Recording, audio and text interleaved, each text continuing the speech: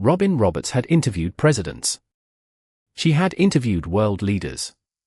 She had interviewed the most guarded and the most celebrated and the most difficult people that American public life had produced over 30 years of sitting behind a desk with a microphone and asking questions that the people across from her sometimes wished she had not thought to ask. She had developed for this work the specific and hard-won skill of the interview, who knows that the most important thing is not the question but what happens after the question, not the asking but the listening, not the preparation but the presence in the moment when the preparation meets the reality and the reality turns out to be something that the preparation did not fully anticipate. She had survived things that had nothing to do with television and everything to do with the specific and foundational quality of who she was underneath the television, had survived breast cancer and a rare bone marrow disorder with the specific grace of someone who had looked at the thing that could have ended her and had decided that it was not going to end her and had been right, and had brought back from that experience a quality of groundedness and perspective that made her different from most people who sat in the chair she sat in, that made the superficial things genuinely superficial to her rather than merely classified as superficial while being treated as important. She was trusted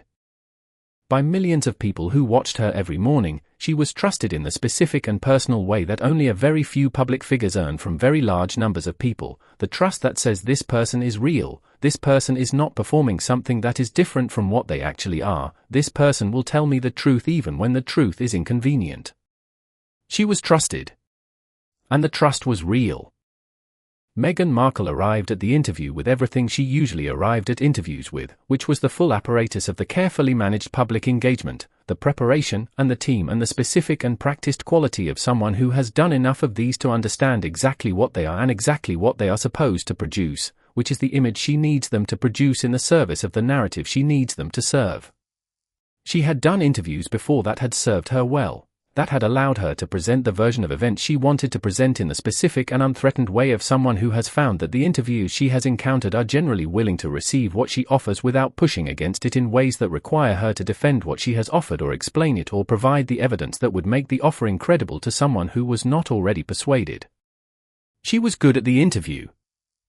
Not good at the interview in the way that Robin Roberts was good at the interview, not good in the way that requires the genuine openness and the genuine willingness to be taken somewhere unexpected and to respond to the somewhere unexpected with the full and honest quality of a person who is actually there.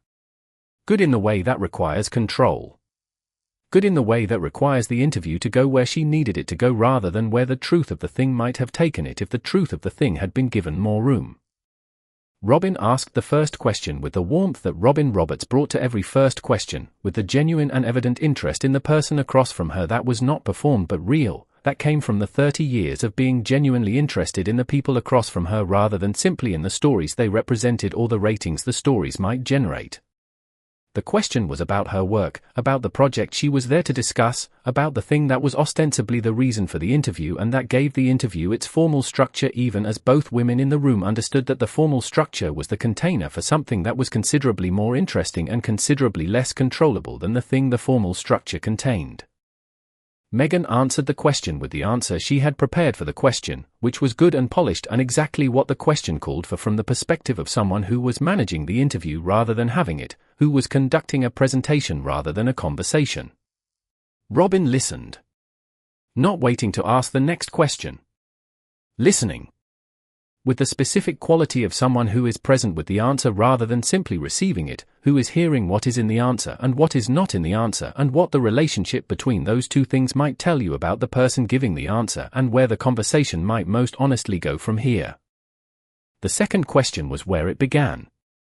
Not dramatically. Not with the specific and telegraphed quality of an interview that has decided to become a confrontation and is announcing the decision in advance. With the specific and quiet directness of someone who has heard something and has a genuine question about what they heard, a question that the person who said the thing would be entirely comfortable answering if the thing they said was straightforwardly true rather than a managed version of a more complicated truth.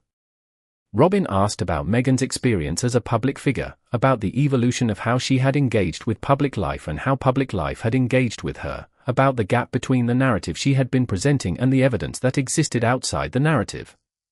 She asked it in the tone of genuine curiosity, because the curiosity was genuine.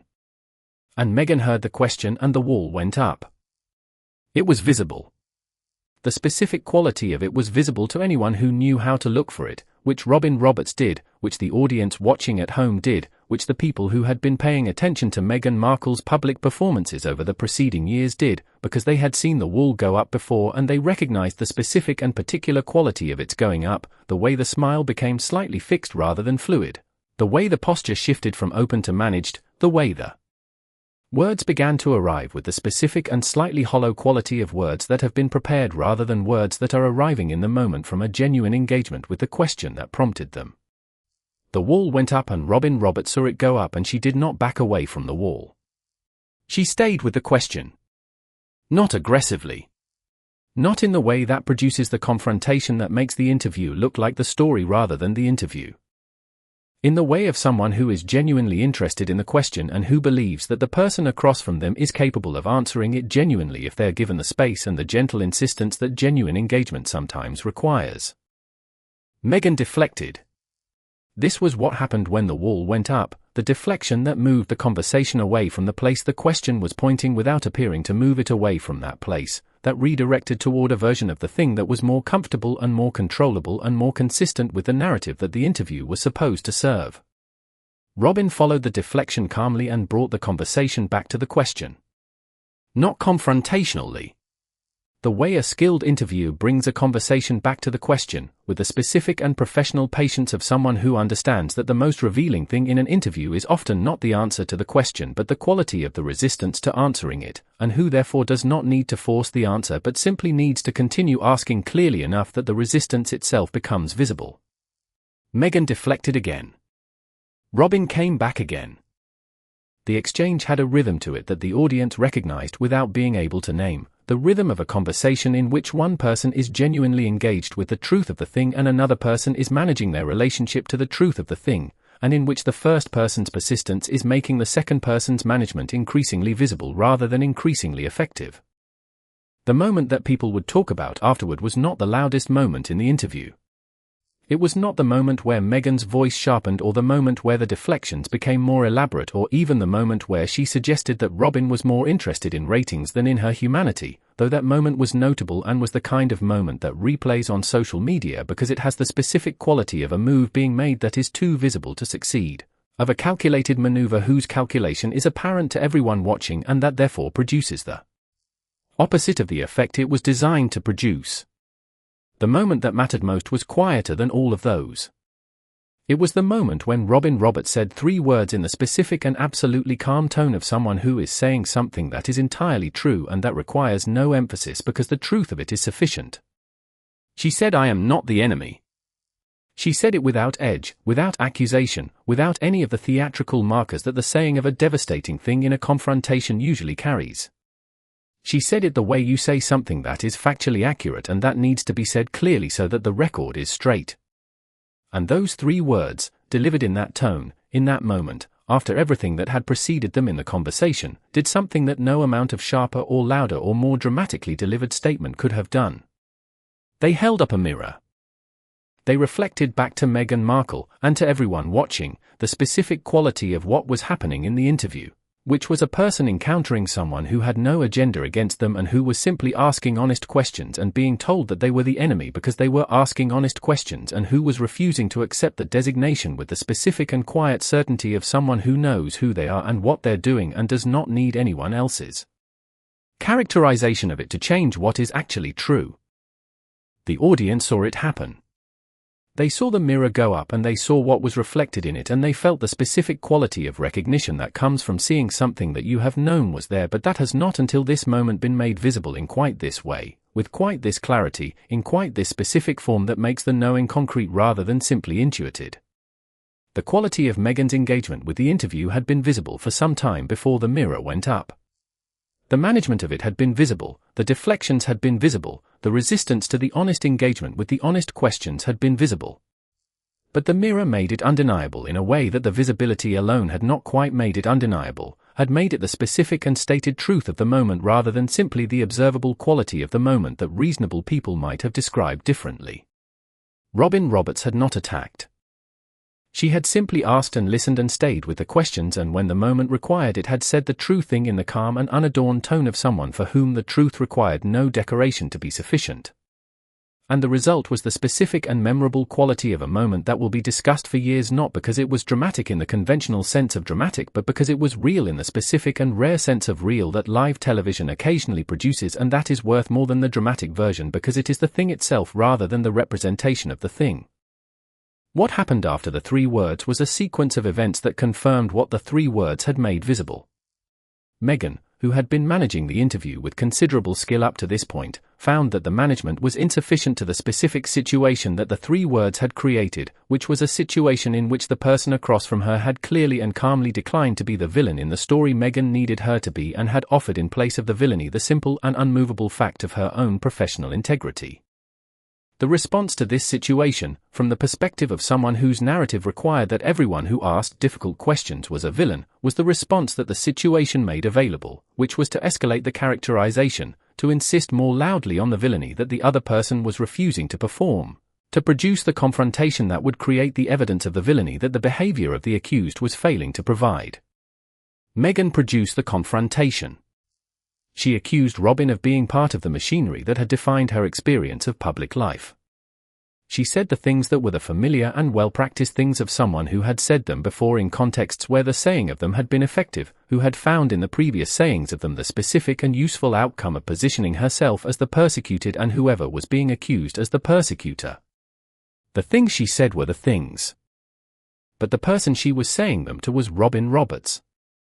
And Robin Roberts was not going to be the persecutor. She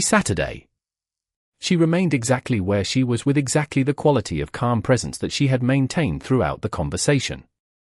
She said the second thing that would be discussed alongside the 3 words, said it with the same specific quality of someone who is speaking from a position that does not require the position to be defended because the position is true and the truth of it is its own defense. She said that she was not responsible for how Meghan looked. She said she was responsible for how she conducted herself. This second statement was the completion of the first, was the mirror turned around to show a different reflection, was the statement that said not only am I not the enemy but here is what I am, here is the specific and limited and entirely honest thing that I am responsible for in this room, which is my own conduct, and here is the specific and equally clear thing that I am not responsible for, which is how the honest conduct of my own responsibility registers with you.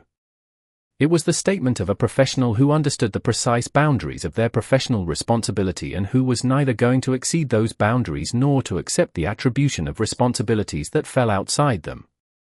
It was the statement of someone who was not intimidated.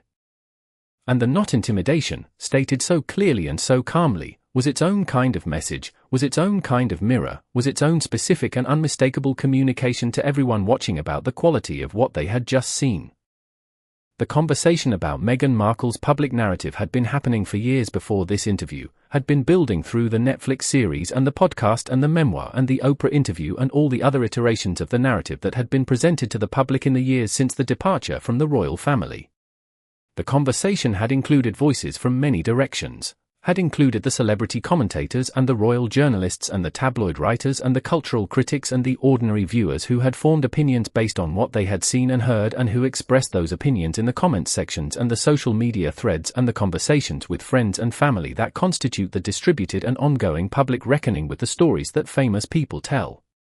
about themselves. Into this conversation the interview landed with the specific quality of something that clarified rather than complicated, that made visible rather than more obscure the thing that the conversation had been circling for years without quite being able to pin down. The interview made visible the specific mechanism of the narrative, showed how it operated in real time, demonstrated what happened when the narrative encountered someone who would not perform the role the narrative required and who substituted for that performance the simple and sufficient fact of professional honesty. What the interview showed was not that Meghan was a bad person or a dishonest person in some comprehensive and damning sense, but that the narrative she had been telling required a specific kind of cooperation from the people she encountered in public life, and that when that cooperation was withheld, the narrative's dependence on the cooperation became apparent. Robin Roberts had withheld the cooperation. Calmly, professionally, without malice, and with complete integrity. And what happened when the cooperation was withheld was what the interview showed.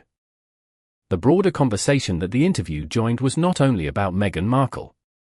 It was about the specific relationship between celebrity and journalism, between the stories that public figures tell about themselves and the responsibility of the people who provide the platform for those stories to engage honestly with the stories rather than simply transmit them. It was about the specific question of what empathy requires of a journalist, whether empathy means accepting what is told to you or whether empathy sometimes means telling the person you are empathetic toward that you do not accept what is being told and that the not accepting is itself a form of respect, a recognition that the person is capable of more than the performance they are giving and that the performance, however polished, is not the same as the truth. Robin Roberts had understood this. She had understood that genuine empathy is not the same as enabling, that genuine kindness is not the same as allowing someone to say things to your face that you know are not accurate without saying so. She had understood this and she had acted on the understanding with the specific grace of someone who has thought about what she is doing and why she is doing it and who is fully present with the decision she has made and the consequences the decision is producing in real time.